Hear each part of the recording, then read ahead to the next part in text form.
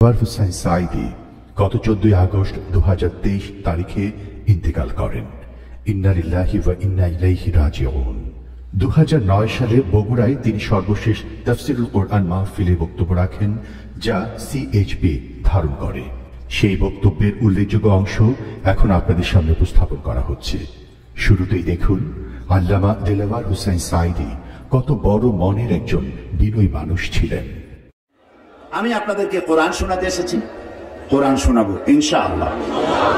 তবে একটা কথা আপনাদের জেনে রাখা ভালো, লোকেরা আমাকে মুফাসসিরে কোরআন বলে, আমি তো জানি আমি কি, আমি মুফাসসিরে কোরআনের যোগ্য নই। আমি কোরআনের তালিবে ইলম, কোরআনের ছাত্র। সুবহানাকা লা ইলমা লানা, আমার কাছে কোনো জ্ঞান নাই, ইল্লা মা আল্লামতানা, যদি আমার মনিব আমাকে কিছু বলতে দেন তাহলেই বলতে পারবো। আলাইহি তাওয়াক্কালতু ওয়া ইলাইহি উনীব, আমি আমার রবের দিকে ফিরে যাচ্ছি, তিনি যদি দয়া করে আমাকে কিছু বলার তৌফিক দেন, এমন কিছু কথা যা আমার জন্য হেদায়েত হবে, গোটা মিল্লাতের জন্য হেদায়েত হবে, সেই জাতীয় কথা আল্লাহ যেন আমাদের দিয়ে বলান এবং ভদ্রতার সাথে আদবের সাথে সে কথাগুলো যেন আমরা আত্মস্থ করতে পারি, এ তৌফিক যেন তিনি আমাদেরকে দান করেন। তো আমি আগে একটা ভূমিকা দিয়ে নেই, তারপরে তাফসীর করবো ইনশাআল্লাহ। ভূমিকাটা কোরআন শরীফের না, কোরআন শরীফের ভূমিকা দেওয়ার মতো ক্ষমতা পৃথিবীর কারোরই নেই। এটা হাত দেওয়ার উপায় না, এটা প্রথমেও না, শেষেও না, মাঝখানেও না, এটা সম্পূর্ণটা সলিড। এটা কার? আল্লাহ তাআলা। সুতরাং আল্লাহ তাআলার কালামের ভূমিকা দেওয়ার মতো বেয়াদবি ধৃষ্টতা কেউ করতে পারবে না। আমি আমার আলোচনার একটা ভূমিকা দিচ্ছি। আমাদের জীবনে 3টি বড় ভুল, আসুন এ বিষয়ে জেনে নেই। আমরা 3 জায়গায় ভুল করেছি জীবনে। কয় জায়গায় ভুল করেছি একটু মুখস্থ রাখেন, কাজে লাগবে।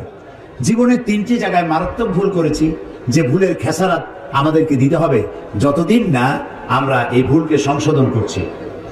1 নম্বর ভুল করেছি, আমরা ইসলামকে মনে করেছি গতানুগতিক ভাবে একটা ধর্ম, আর কোরআন শরীফকে মনে করেছি গতানুগতিক ভাবে একখানা ধর্মীয় পুস্তক। আর মুহাম্মদ সাল্লাল্লাহু আলাইহি ওয়াসাল্লাম বলেন, সাল্লাল্লাহু আলাইহি ওয়াসাল্লাম, তাকে মনে করেছি শুধুমাত্র একজন ধর্মীয় নেতা। এই 3টি ভুল করেছি জীবনে, বড় ভুল। আপনারা কি আমার সাথে একমত? আলহামদুলিল্লাহ, তাহলেই ওয়াজ শুনে মজা আছে যদি একমত হন। আবার আমি এমন কোনো কথা যদি বলি যেটা কোরআন সুন্নাহ বিরোধী, তাহলে যে কোনো লোক লিখিত আকারে হোক, দাঁড়াইয়া হোক, প্রশ্ন করে আমার কাছ থেকে জেনে নিতে পারবেন যদি আমি ভুল করি। আমি ভুলের ঊর্ধ্বে নই। প্রথম ভুল করলাম, ইসলামকে মনে করেছি একটা ধর্ম, শুধুমাত্র ধর্ম। তো হিন্দু ধর্ম, খ্রিস্টান ধর্ম, ইহুদি, মজুসি, এই যে কত ধর্ম আছে, ওগুলো যেমন একটা ধর্ম, আমার ইসলাম কি সেই রকম ধর্ম না। ওদের ধর্ম কিছু পূজা পার্বণ, এই কিছু দেব দেবতা, দেব দেবী ইত্যাদি ঘটনাবলী এগুলি আছে, কিছু গল্প কাহিনী আছে। সে যে ধর্মগ্রন্থ বলেন, আমি কিছু পড়াশোনা করেছি, বেদ, বাইবেল, ত্রিপিটক, তারপরে মহাভারত, কোরআন, উপনিষদ কিছু পড়ছি। তো ওটা আমি এই বেদ, বাইবেল, সমস্ত ধর্মগ্রন্থকে আমরা শ্রদ্ধা করি। আমরা প্রত্যেকটা উপাসনালয়কে শ্রদ্ধা করি, সেটা মন্দির হোক, সেটা প্যাগোডা হোক, সেটা গির্জা হোক, সেটা গুরুদুয়ারা হোক, সমস্ত উপাসনালয়কে সম্মান করি, সমস্ত ধর্মীয় পুস্তককে সম্মান করি, সমস্ত জাতিকে সম্মান করি। আলহামদুলিল্লাহ বলি, আলহামদুলিল্লাহ। যেহেতু ইসলাম হচ্ছে মহাসাগর, উদার, মহাসাগরের মতো উদার, মহাকাশের মতো উদার। সুবহানাল্লাহ। পাগলেরা তারা বলে ইসলাম হলো মৌলবাদ, সাম্প্রদায়িক, হাবিজাবি, এইসব কথা বলে। এগুলো কি পাগলরা মাথা গোল, আল্লাহ জানে। তো প্রথম কথা হচ্ছে যে ইসলাম গতানুগতিক কোন ধর্মের নাম নয়, এটি একটি পূর্ণাঙ্গ জীবন ব্যবস্থা, কমপ্লিট কোড অফ লাইফ, পূর্ণাঙ্গ জীবন ব্যবস্থা। ইসলাম মানুষের জীবনের কোন খণ্ডিত অংশকে শাসন করে না, নিয়ন্ত্রণ করে না, গোটা জিন্দেগিটাকেই নিয়ন্ত্রণ করে। সুবহানাল্লাহ। তাহলে আমি মুসলমান।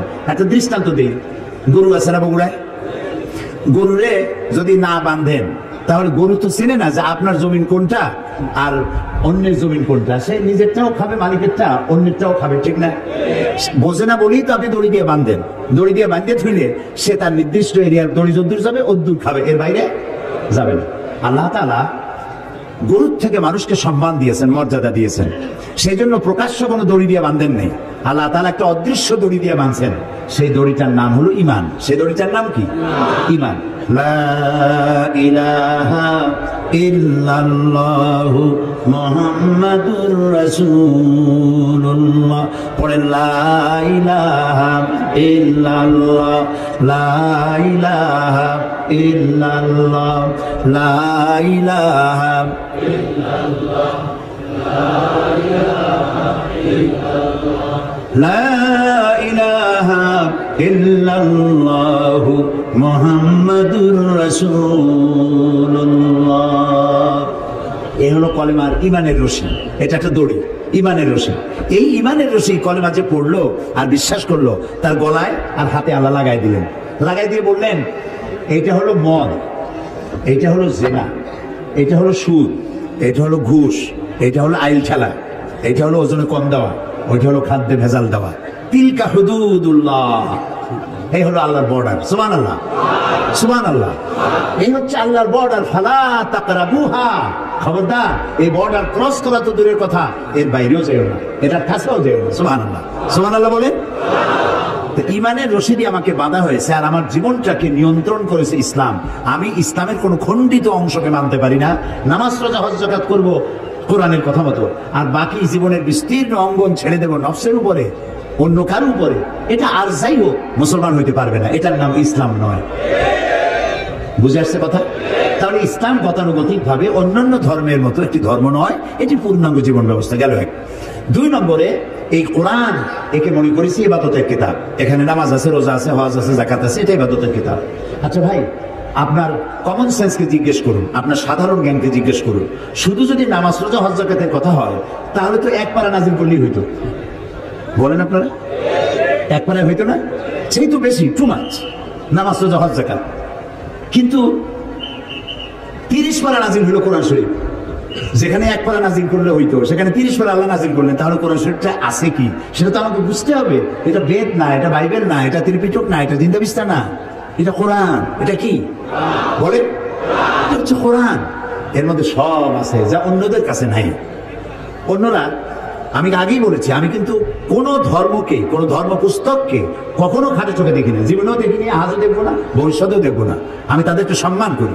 কিন্তু আপনারা পড়াশোনা করেন, আপনারা দেখেন বেদ সম্পর্কে কথা আছে যে ব্রাহ্মণরা ছাড়া বেদ যদি লোয়ার কাস্ট, বর্ণ শ্রেণীর হিন্দুরা যদি স্পর্শ করে 14 গোষ্ঠী নরকে যাবে। কিন্তু কোরআন শরীফ সম্পর্কে কি এই কথা আছে যে হুজুররা, মৌলানা আলমগীর সাহেব আর সভাপতি সাহেব, এই যে মৌলানা যারা আছে, ওনারা ছাড়া সাধারণ মানুষের কোরআন ধরলে হাবিয়া দুজকে যাবে? আছে এরকম কথা? নাই। আল্লাহ তাআলা এটাকে বানাইছেন হুদাল লিন্নাস, মানব গোষ্ঠীর জন্য হেদায়েতের কিতাব। সুবহানাল্লাহ। কাজে এটা, এর মধ্যে আল্লাহ সব বলেছেন। আমাদের কপাল খারাপ, যার জন্য আমরা এটা পড়ি নাই। যদিও পড়েছি, শুদ্ধ হয়নি, অশুদ্ধ তেলাওয়াত করেছি, পড়তেও জানি না, তেলাওয়াত তো জানি না, বোঝা তো দূরের কথা। এই যে হাজার হাজার মানুষ এখানে, আমি যদি জিজ্ঞেস করি কোরআন কারীমকে বিশুদ্ধ ভাবে তেলাওয়াত করতে পারেন কয়জন, যদি হাত তুলতে বলি, তাহলে হাত কি বেশি উঠবে না কম উঠবে?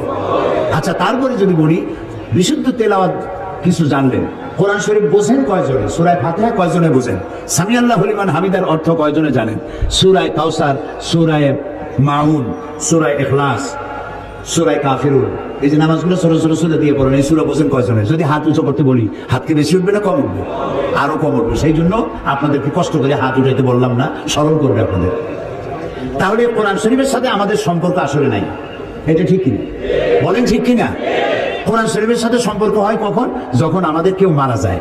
মরে গেলে একটু কান খুলে শোনেন, মরলে পরে, আমি জানি না বগুড়ার অবস্থা কি, আমার পিরোজপুর, বরিশাল বিভিন্ন এলাকায় দেখছি মানুষ মরে গেলে তখন হেফজখানা থেকে কিছু হাফেজ, কিছু মৌলানা মৌলবী দাওয়াত দেয়, মরালার সামনে নিয়ে ওইখানে বসে তেলাওয়াত করে। বগুড়ায় কি করে?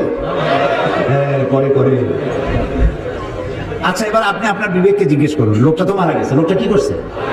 সে কি শুনতেছে? তো সে যখন শুনছে না, তখন তার মরা মানুষটারে কোরআন শুনে লাভ কি?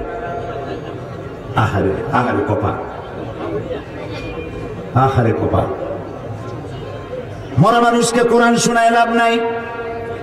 আল্লাহর নবী বলেছেন, মুমূর্ষ ব্যক্তির কাছে বসে কেউ যদি সূরা ইয়াসিন তেলাওয়াত করে, তাহলে আল্লাহ রাব্বুল আলামিন মুমূর্ষ ব্যক্তির মৃত্যুর আযাবকে কমাইয়া দিবে।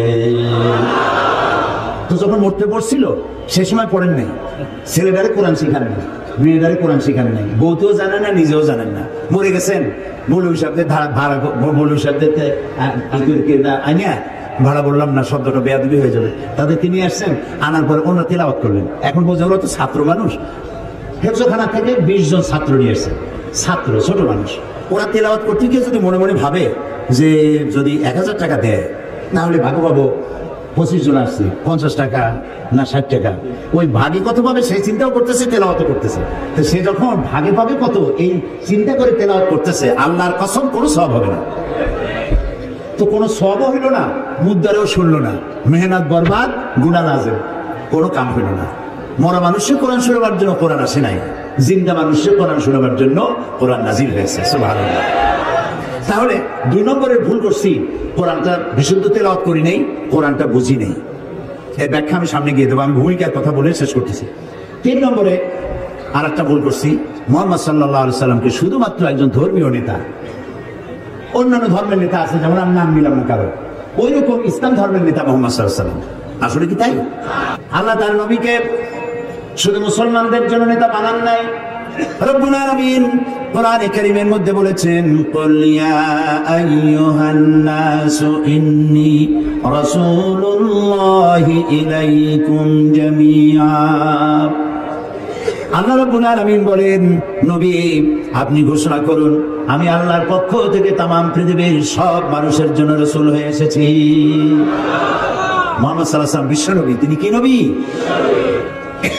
তিনি মানবতার নবী, মানবতার বিশ্বস্ত বন্ধু, মানবতার মহান শিক্ষক। তার মতো সম্মানী আল্লাহর পরে, জমিনের উপরে, আরশের নিচে আর কেউ নাই। ভালো করে কোন সুবহানাল্লাহ। এত সম্মান আল্লাহ তাকে দিয়েছেন, এরকম সম্মান পৃথিবীতে কেউ পায় নাই। বিশাল সম্মানের অধিকারী তিনি। সেই মুহাম্মদ সাল্লাল্লাহু আলাইহি ওয়াসাল্লামকে আমরা বানাইলাম, তিনি একজন ধর্মীয় নেতা মাত্র। তিনি শুধু ধর্মীয় নেতা নন, পৃথিবীর সাদা এবং কালো মানুষের ব্যবধান দূর করছেন তিনি। তিনি নারীর অধিকার দিয়েছেন, শিশুর অধিকার দিয়েছেন, শ্রমের মর্যাদা দিয়েছেন। আজকে রিক্সাওয়ালা দেখে যুবক ছেলে কলেজে বা হাই স্কুলে পড়ে, রিক্সাওয়ালার দাড়ি পাকা, এই রিক্সা এদিকে আসো, তুমি তুমি করে কথা বলে, আমাদের ওদিকে বলে, বগুড়ায় বলে না, বলে আরে ওই রিক্সাওয়ালার বয়সের চাইতে তার নাতির বয়স হবে। সে তাকে, যেহেতু সে শ্রমিক, কাজ করে খায়, কাজে তার দাম নাই, ঘুষ খায় যেগুলাই ওগুলোর দাম আছে। রিক্সাওয়ালার পয়সার চাইতে হালাল পয়সা কার আছে আমার তো জানা নেই। কি যে কষ্টটা করে, সারাটা দিন অমানবিক পরিশ্রম করে, মাথার ঘাম পায়ে ফেলাইয়া পয়সা অর্জন করে, আর তুমি তোমার বয়সে বড়, বাপের বয়সী, দাদার বয়সী, তুমি ছাড়া কথা বলতে পারো না, তোমার লজ্জা হওয়া উচিত। তুমি যুবক, এমএ পাস করেছো, চাকরি বাকরি নাই, বিয়ে একটা করে শ্বশুরের গাড়ি গিয়ে চলছো, হাল চাষ করো না, ইজ্জত যাবে। এমএ পাস করছো তো বেবি ট্যাক্সি চালাবে না, ইজ্জত নষ্ট হবে। তারপরে এই বগুড়ায় বটবটি নাকি আছে, চটপটি নাকি বলে, বটবটি, বটবটি, নসিমন, বসিমন, কসিমন, এগুলো হাত দিলে ইজ্জত নষ্ট হবে। তুমি এমএ পাস করলেও রিক্সাওয়ালার দাম বেশি আল্লাহর কাছে, কারণ রাসূল বলেছেন, আল কাসিব হাবিবুল্লাহ, সহস্ত উপার্জনকারী ব্যক্তি আল্লাহর বন্ধু, সুবহানাল্লাহ। সুতরাং ইসলাম শ্রমের মর্যাদা দিয়েছে, শ্রমিককে উপর উঠায় দিয়েছে, সমস্ত মানবতার অধিকার দিয়েছে, সমস্ত ধর্মের অধিকার দিয়েছে। আল্লাহ তাআলা কোরআন শরীফে বলেছেন, অন্যের দেবদেবীকে গালি দিও না, কারো দেবতা দেবীকে গালি দিবা না, আল্লাহ নিষেধ করেছেন। কারো মন্দির, কারো প্যাগোডা, কারো গির্জা ভাঙবা না, আল্লাহ নিষেধ করেছেন, সুবহানাল্লাহ। এর চাইতে মানব অধিকার কোথায় পাবেন? ইসলামটা বলেছে, না জানার কারণেই এক শ্রেণীর লোকেরা বোমা মেরে ইসলাম কায়েম করতে চায়। এই পাগলের চাইতেও ছাগল, এগুলো পাগলের চাইতেও ছাগল, অধম। আল্লাহ তাআলা তার রাসূলকে বলেছেন, ইন্নামা আনতা মুযাক্কির লাস্তা আলাইহিম বিমুসাইতির। হে রাসূল, আপনাকে পাঠাইছি উপদেশক করে, আপনাকে দারোগা করে পাঠাইনি, লাঠি মেরে মানুষ হেদায়েত করবেন, কোনো প্রয়োজন নাই। ইন্নাকা লা তাহদি মান আহবাবতা, যারই খুশি আপনি তারে হেদায়েত করতে পারবেন না, হেদায়েতের মালিক জোরে বলেন আল্লাহ, বলেন আল্লাহ, আল্লাহ, আল্লাহ, তিনি হচ্ছেন একমাত্র মালিক হেদায়েতের। তো সেই জন্যে আমার ভূমিকা শেষ। 3টা জায়গায় যে ভুল করছিলাম, এই ভুলগুলি সংশোধন করতে চাই। হাদিস না জেনে শুধু কোরআন পড়া প্রসঙ্গে আল্লামা সাঈদী বলছেন, কোরআনটারে বুঝতে হবে, এখানে একটা সমস্যা আছে। এক শ্রেণীর লোকেরা বলে কি যে কোরআন আমরা বুঝবো না, কোরআন আলেমদের কাম, আমরা এটা বুঝবোই না, কোরআন ভুল যদি পড়ি আর ভুল অর্থ করি জাহান্নাম ছাড়া কোনো রাস্তা নাই, এগুলো মৌলবীদের গাড়ি উঠাই দাও, আসলে আমরা হাদিস পড়ি। আচ্ছা ভাই, হাদিস হচ্ছে কোরআনের ব্যাখ্যা। হাদিস কোরআনের কি ব্যাখ্যা? হযরত আব্দুল্লাহ ইবনে মাসউদ রাদিয়াল্লাহু তাআলা আনহু তিনি বলেছেন, আমরা যখন কোন হাদিস বলি তখন তোমরা ধরেই নিবা এটা আমরা কোরআনের ব্যাখ্যা করতেছি। সুবহানাল্লাহ। এই কোরআনে নামাজের কথা আছে, নামাজের কথা আছে, কিন্তু জোহর কয় রাকাত, আসর কয় রাকাত, মাগরিব কয় রাকাত তা কি আছে? নাই। এই কোরআনে যাকাতের কথা আছে, কিন্তু সোনা কতটুকু হলে, রূপা কতটুকু হলে, দান কতটা হলে, গরু কতটা হলে দিতে হবে তা কি আছে এখানে? এখানে হজের কথা আছে, কিন্তু কয়বার তওয়াফ করবেন, রমি হেজার কিভাবে করবেন, সাফা মারোয় গিয়ে কি করবেন, উকুফে আরাফা কিভাবে করবেন তা কি আছে কোরআন শরীফে? নাই। কাজী ব্যাখ্যায় আপনি কখন যাবেন? যখন আসলটা পড়বেন। আপনার কাছে আসলের খোঁজ নাই, আপনি ব্যাখ্যা নিয়ে লাভালাভি করতেছেন, কি আশ্চর্য কথা! এই আকলের উপর আল্লাহ হেদায়েত করুন, বলেন আমিন। আপনি হাদিসের কাছে যাবেন তো কোরআন পড়িয়া তারপরে যাবেন হাদিসের কাছে। আর আপনি যদি বলেন যে কোরআন আমরা বুঝবো না, কোরআন কঠিন, তাহলে আপনি শয়তানের একটা ওয়াসওয়াসায় পড়েছেন। যেখানে আল্লাহ বলছেন আমি সহজ করেছি, কে বলেছে? আল্লাহ। বলেন আরো জোরে কোন? আল্লাহ রাব্বুল আলামিন সূরা কামারের ভিতরে একই কথা 4 বার উচ্চারণ করেছেন। আল্লাহ রাব্বুল আলামিন বলেছেন, ওয়ালাকাদ ইয়াসসারনাল কুরআনা লিযিকরি ফাহাল মিন মুদ্দাকির। আমি আল্লাহ রাব্বুল আলামিন অবশ্যই কোরআনকে বোঝার জন্য আমি আল্লাহ সহজ করে দিয়েছি। আছে কি কেউ এর থেকে উপদেশ গ্রহণ করার? আল্লাহ বলছেন আমি করছি সহজ, আর আমরা কপাল পোড়া, আমরা বলছি কোরআন খুব কঠিন, বুঝবো না, চলো যে আমরা হাদিস পড়ি। আশ্চর্য কথা। এই জন্য কোরআন শরীফ পড়ার সময় বিসমিল্লাহ পড়া বাধ্যতামূলক নয়। কোরআন শরীফ পড়ার সময় বিসমিল্লাহ পড়া বাধ্যতামূলক নয়, কিন্তু আউযু বিল্লাহি মিনাশ শাইতানির রাজিম পড়া বাধ্যতামূলক। ওয়াইজা ক্বারাআতাল কুরআনা ফাস্তাইজ বিল্লাহি মিনাশ শাইতানির রাজিম। যদিও প্রত্যেকটা সূরা শুরু হয়েছে বিসমিল্লাহ দিয়ে। কোরআন শরীফের সূরা সংখ্যা কত? 114। প্রত্যেকটা সূরায় আছে, একটা সূরায় নাই বিসমিল্লাহ। ওটা কোনটা? সূরা তাওবা। তো 114টা সূরা, 113টা সূরায় বিসমিল্লাহ আছে, একটাই নাই। সেই অভাব আল্লাহ পূর্ণ করেছেন সূরা আন-নামলে, শুরুতে আর ভিতরে দুইবার বিসমিল্লাহ কইয়া 114 পুরো করে দিয়েছেন। তো বিসমিল্লাহ পড়া বাধ্যতামূলক নয়, কিন্তু আল্লাহ তাআলা বলছেন ওয়াইজা ক্বারাআতাল কুরআনা, যখন তোমরা কোরআন শরীফ পড়বে, ফাস্তাইজ বিল্লাহ। ফাস্তাইজ আমরের সিগা, হুকুম, আল্লাহ অর্ডার করছেন, শয়তানের ওয়াসওয়াসা থেকে পানাহ চেয়ে নাও। আপনি যদি আউযু বিল্লাহ ছাড়া কোরআন পড়েন, ওয়াজিব তরকের গুনাহ হবে। এটা আল্লাহ এত কড়া হুকুম দিলেন কেন? এই জন্য দিয়েছেন, শয়তান তোমার কোরআন থেকে দূরে সরাই দেবে, শয়তান তোমার কোরআন বুঝতে দেবে না। এই জন্য তো মানুষ কোরআন বোঝে না। শয়তানে কয় যে এ কোরআন বুঝবা না। কে কয়? শয়তানে কয় কোরআন বুঝবা না। সেই জন্য কোরআনে চুমা দেয়, মাথায় লাগায়, বুকে লাগায়। আচ্ছা, কোরআন বুকে লাগানো চুমা দেওয়া মোটেই নিষেধ নাই। আমি কোরআনে চুমা দেবো না, তুই দেবো কিসে? কোরআনেই চুমা দেবো, এটা মাথায় রাখবো, বুকে লাগাবো, কিন্তু চুমা দেওয়া কি সব? সব। এখন আমাদের কপালটা ফুটছে না। এই পৃথিবীতে আমি যদি প্রশ্ন করি বগুড়াবাসীকে, আমি জানি বগুড়ার লোকেরা খুবই সুশিক্ষিত, মার্জিত, সব দিক থেকে ভালো, আলহামদুলিল্লাহ। আমি যদি প্রশ্ন করি যে এই পৃথিবীতে সব থেকে লাঞ্ছিত, অবহেলিত, মার খাওয়া জাতি কোনটা, কি জবাব দেবেন? মুসলমানেরা। ফিলিস্তিনে কারা মার খায়? আফগানেরা কি? কাশ্মীর, বসনিয়ায়, চেচনিয়া, এরিত্রিয়ায়, সারা দুনিয়ায় মার খায় মুসলমানেরা। অথচ একটু লক্ষ্য করেন, অথচ পৃথিবীতে অন্তত 50টার মতো দেশ আছে মুসলমানদের করতলগত, হাতের মুঠায়। কটা দেশ? 50টা দেশ। পৃথিবীতে যে ওয়েলথ আছে, সম্পদ, এর 1/50 ভাগ, অর্থাৎ অর্ধেকেরও বেশি সম্পদ মুসলমানদের হাতে। পেট্রোল, গোল্ড, রাবার, কয়লা, সিলভার, কটন, এই উল্লেখযোগ্য সম্পদ মুসলমানদের হাতে। 1/50 ভাগ মুসলমানদের হাতে। পপুলেশনের দিক থেকে সারা দুনিয়ায় বর্তমান পপুলেশন হচ্ছে 600 কোটি। এই 600 কোটি জনগণের মধ্যে 1/4, অর্থাৎ 150 কোটি হচ্ছে মুসলমান।